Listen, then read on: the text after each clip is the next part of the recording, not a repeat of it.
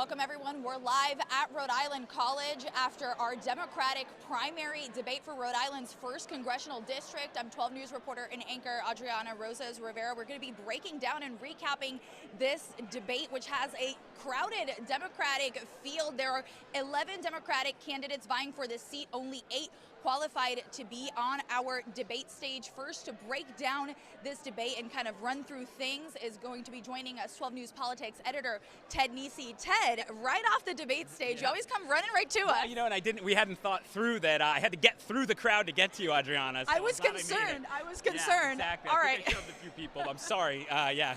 But thank you for being here with us, Ted. So tell us quickly, what is your first reaction? Because this was a crowded field, so tough to moderate. Well, I will say this. I was, I hope that people don't take this as egotistical. I'm proud of how this debate came out because Tim and I spent a lot of time thinking about how do you do a debate with this many candidates. As Tim said at the top, we've never had this many people qualify for a debate before in all his 13 years, my 11 years doing these. So I thought you were able, as a voter, to get a good sense of where these people differ. I think all of them were able to present themselves, particularly with the closing statements, to sort of summarize their views.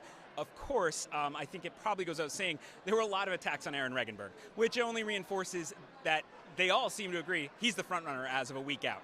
So let's talk about the fact that it is so crowded. Why do we have so many folks vying for this seat, and why haven't more dropped out as the days dwindle? Well, I think there's a couple of reasons, Adriana. I think, first of all, you can't underestimate how much it's because it's a special election. Think of how many people on those stage already have an elected office. You have a state rep, a state senator, the lieutenant governor, a Providence city councilor, 2 state senators, excuse me. They don't have to give up their current jobs to run for this one. So some politicos call it a free pass, a free shot. They can run for this. If they lose, they're still at their old job on September 6th. Why not? Whereas the calculus is different when you have to give up what you have to go for something new. The other thing is, we don't see, it's kind of funny because I was about to say we don't see Congress seats open up and around much. We've had 2 in 2 years, which is astonishing, but that's unusual. And frankly, with Seth Magaziner, who's not even 40, winning last year, quite a few young candidates on this stage, and knowing how Rhode Island often reelects incumbents, this might be the one shot for quite a while of an open seat where someone could get in there. So I think a lot of people felt like this was their chance, and so they all jumped in. And so is it fair to say that it still feels like anybody's race? Is that in part why folks have kind of buckled down and not dropped out yet, because it kind of seems like it could be anybody's win? I think there's an element of that for sure, Adriana, where primaries, people always have to remember that primaries and general elections have very different dynamics. When you get to November, most people default R versus D, right? Even if they might sometimes a Democrat votes for a Republican once in a while or a Republican votes for a Democrat once in a while, most people have a lean. So once they hear what party people are, they often know which way they're probably going to go. There's no party labels in a primary because everyone's in the same party, which means there's a lot more opportunity for voters to move around, for big shifts in who's supporting who, especially when the candidates start out as unknown as many of these folks were. So I think a lot of them feel like it's a bit of a roll of the dice. A good example, Sandra Cano, who was up here tonight, she has not had as much money as some of the other, I might say, leading candidates, but her team has worked extremely hard, gathered endorsements, they're building on a ground game, and they've seen things happen that could help them. Sabina Matos, of course, had the challenges over the summer. Aaron Regenberg's under attack right now. Gabe Amos starting to get some attacks, and they think, is there a path now for them that maybe wasn't open a month ago? We had a candidate drop out on Sunday. You don't know what's going to happen. So I think all of them are still hoping, you roll the dice and somehow they pop up the winner next Tuesday night. So let's talk a little bit about subject matter, right? You said there were shots fired, and I think we all noticed that Regenberg took a little heat, as did a couple other folks on stage. So kind of break down which topics were really hot button issues that caused some animosity between the candidates. Yeah, well, look, Aaron Regenberg has had, he won a seat in the General Assembly at quite a young age. He's made quite a name for himself. He nearly won the Lieutenant Governor's office in 2018. And I think when you rise like that, he has many passionate supporters, which are helping him, I think, be in such a good position for next week. He's also made some enemies, annoyed people who maybe were in the way as he moved up or something like that. And I think you felt that on the stage tonight. The other thing is just, it doesn't matter who the front runner is. A debate, especially this is was the only primetime debate in this race. That is the last one of the last big chances for these candidates to make a real impact both as themselves and take the shine off the front runner, Aaron Regenberg, we think right now. And so I think all of that was part of why he was kind of under assault. And frankly, watching his body language, he didn't seem very surprised, right? He didn't seem, whoa, I can't believe I'm getting attacked. He was like, yeah, these were the attacks I saw coming. There were moments where it felt like, you know, go through 7 people, they all wanted to take a pop at him and then go back to him, but that's politics. And that's where the moderators come in. And we'll remind folks this is a seat that opened up when former Congressman David Cicilline stepped down. And this is a more traditional blue seat compared to CD2, right? So walk us through what this district looks like and why it's not as much of a swing as the 2nd Congressional District was last year. Yeah, so for geographically, we go from Woonsocket in the north all the way down, mostly along the coast on, you know, the Massachusetts bordering side of Rhode Island, all the way to Newport. And just based on how the 2 districts have been drawn up by the legislature, they of course are political themselves when they make those decisions, you have more conservative areas. It's Rhode Island. I mean, even our conservative areas in Rhode Island are, you know, might be seen as somewhat liberal in other places. But that's one of the reasons Alan Fung had such a strong shot last fall, even though he came up a little short, because he was a very well-known and had been a popular mayor, not just a, you know, a generic Republican, which sometimes is problematic for candidates in big races in Rhode Island. CD1, the 1st district where this is happening, it's bluer.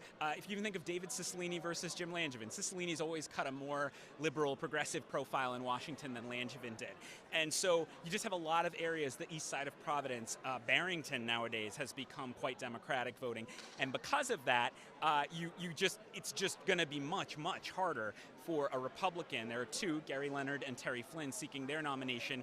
And they know it's going to be a very uphill battle to try to win this seat in November against whoever the Democratic nominee is, which only reinforces why I think all these people think, if I win this primary, I think I'm almost certainly going to Congress. So that's why they're fighting so hard. Whereas last year, we did a debate, you remember last year, when Seth Magaziner was in a primary. That was like, that was almost dull, frankly, because there was sort of this feeling like, well, the party doesn't want us to attack him too much because he's probably getting nominated, and our real problem is Fung.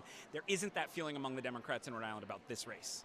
Is there a sense of, you know, for folks at home who are watching this and see such a crowded field, what are the standouts in terms of their large differences, right? Do we have kind of folks on the very progressive end and then more conservative folks, or do they all sort of generally agree? Because they did agree on quite a few things. A few of them did agree on Medicare for all, on abortion, on the debt ceiling deal. So walk us through kind of the differences in terms of the progressives and the conservatives that are on this stage within the Democratic Party. Well, I should say, Tim and I take this job very seriously. We know it is a great privilege and responsibility to get to moderate these debates, and that you could argue there's nothing more important we do as reporters than being entrusted by Channel 12 with this, by you and all our colleagues. And so we thought really hard both about how to wrangle 8 people, get everybody in, deal with, you know, someone over there wants to get in, but we're over here with these folks, that stuff. But then also, we know there's been a lot of agreement in this race. And, you know, the parties nationally are so polarized that, you know, if you have a Democrat, there's a lot of issues. They're going to probably be for some version of abortion rights. They're probably going to be for some restrictions on guns. But how could we tease out for voters at home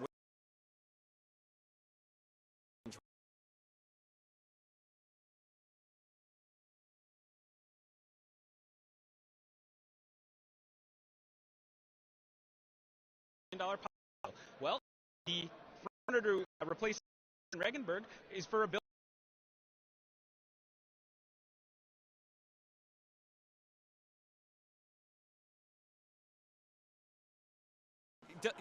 Voters get to decide who's right and who's wrong, but that's a very big difference between who's been going to Congress from around before and who might now. And Aaron Regenberg was not alone. You heard other people with similar views. You heard counter-arguments from, I believe, Sabina Matos, Gabe Amo, both expressed concern about that level of cut, Steve Casey.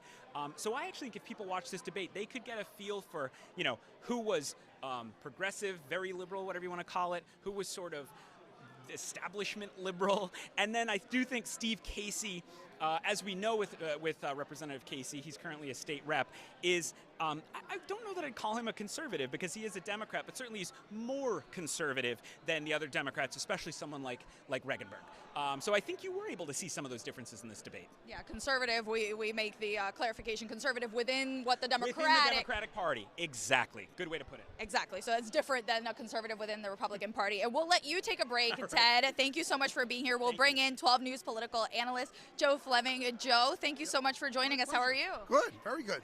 All right, so Ted and Tim fresh off the debate stage, you fresh off of being in this audience and absorbing everything that happened there, which perhaps the most controversial part was when they were asked about Dells and Mr. Lemon. Absolutely. But break down for us sort of what is your first reaction after seeing those 8 candidates on that debate stage? My first reaction is that 7 of the candidates perceive Aaron Regenberg as a front runner. They went after him at the very beginning on the debt ceiling. They went after him about the super PAC that his father-in-law put together with $125,000. So they perceive, even though there's no public polling, they perceive him as a front runner, and they're trying to bring him down tonight with some of the attacks on him. And many of the candidates made these issues with Aaron Regenberg tonight. Do you think he was successful at sort of combating those attacks, or did he seem sort of taken aback by them? Well, I think the debt ceiling one, I think, was taken back a little bit. That was a little tougher for him because he kept reversing his position there. I think on the other issue, he had a standard line he's been saying about the father-in-law. But again, the report that went in today where the father-in-law was not listed as where he works, they question that. The question is, how much do the voters actually care about these issues? It may be something they say, well, yeah, that's politics, I don't care about that. Or if they do care about it, it could have an impact on the race. All right, so you said these candidates perceive Regenberg as sort of a front runner just based on the amount of attacks he received. Right. Talk to us about who needed to come into this and really make a statement to have a chance at winning this race, and did they achieve that? Well, I think they all had to come in there and make a statement. This is the first public live debate in this race. The first time on TV, people actually had a chance to see these candidates. A lot of the voters, I believe, don't even know these candidates that well, so they had a better idea to see. I think they all had to make statements. They all had to be careful they didn't trip up. None of them really tripped up that would hurt them, but there was no standout moment in this debate. Nothing like in the governor's debate of 2 years ago where Helena Foulkes stood out really strong and it propelled their campaign to a second-place finish. None of the candidates had that breakout moment tonight. They answered the questions. On most of the issues they agreed on. The only one they really all split on was daylight savings time. But on most of the issues, like 6 out of 8 would agree on the issue. And even some of the questions, like Stephen Casey surprised me with a couple of his answers on abortion and gun control. So, I mean, they know the audience they're playing to. It's a fairly liberal audience. And I think they all made the points that they wanted to make tonight. This is also a very crowded race. We were talking about that with Ted just now. Right. Walk us through why you think so many of these candidates are still in this race and no one has dropped. Because usually as the race approaches, the election day approaches, right, you see them sort of start to drop out. That hasn't been the case here. Why? Well, I think a couple of reasons. One, anybody who's in the race is an elected official. If they lose, they still hold their position. Secondly, there was no clear front runner at the beginning of this race. People thought Helena Foulkes might run, or Speaker Sakachi might run, and that would have probably cleared the field. But everyone's saying it's going to be a small turnout. I could probably win this with 10 or 15,000 votes. Maybe I could put that together to get those votes. Even though the more people in it, people feel if I have a base of votes, I can get those. So that's why they didn't drop out. Everyone feels they have a base of support in certain parts of the district that could possibly get them the votes that they need.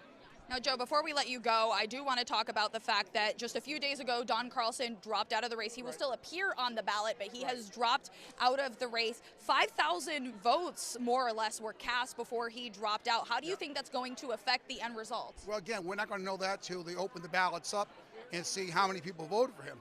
Then again, people can still vote for him now if they wanted to. Nothing says they can't.